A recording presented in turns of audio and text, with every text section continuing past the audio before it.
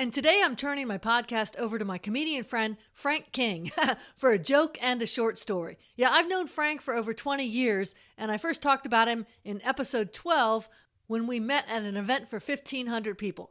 Here's Frank in this episode titled, Having a Bad Show. We had this little old lady standing in the front of the room at the senior center, and she's got her fist balled up like this. Says to the gentlemen who are gathered, if any of you boys can guess what's in my hand, I'll spend the night with you. After about 30 seconds, an old fella in the back yells out, it's an elephant. She goes, close enough.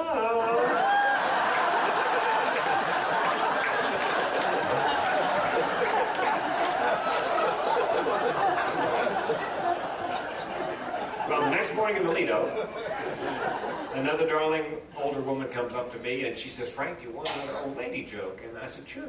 She goes, okay, there are two elderly women on a tour bus, and it's a long tour, like 3, 4, 5 hours, and it's near the end of the tour. And the first elderly woman says to the second, I think my fanny fell asleep. And the second one says to the first, yes, I think I heard it snoring. People all the time are asking me, what was your best show? I have no idea. Now, if you ask what my worst show was, I can give you chapter and verse. I think it was the one where the guy pulled a gun on me in the middle of my performance. Kingsport, Tennessee. It was a one-nighter, a Comedy Zone gig, I do believe, in a place called the Grocery Company. It had been an old dry goods store. 3 stories. First story was a restaurant. Second story was a bar. Third story was a comedy club. And working with a sweetheart of a guy named Pat Miller. Pat was from Virginia, not far from where we were performing in Tennessee. And they loved them some Pat Miller. And they hated some Frank King. Yeah, and you know why? Because I was not Pat Miller. Pat Miller had one of the most amazing 30-minute sets I have ever seen, including the best ad-lib I've ever heard before or since. On the 3rd floor in the comedy club, they had built a platform to get the comedians up a little bit so nobody would have to, crane their neck to see us.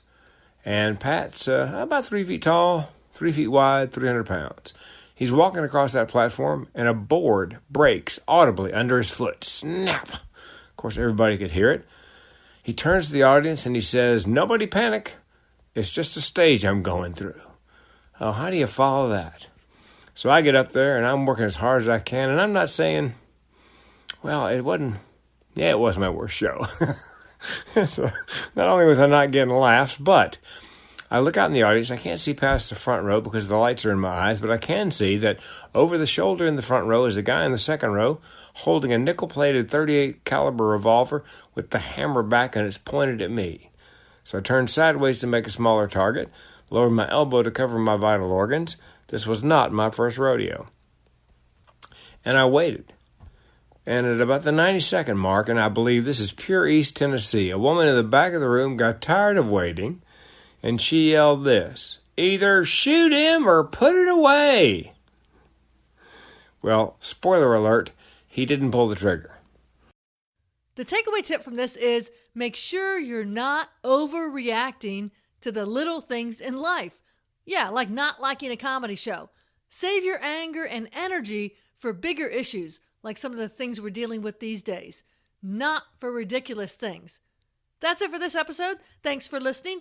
Feel free to check out Frank's website, thementalhealthcomedian.com, and mine at theworklady.com. This is Jan. Take care and enjoy your journey.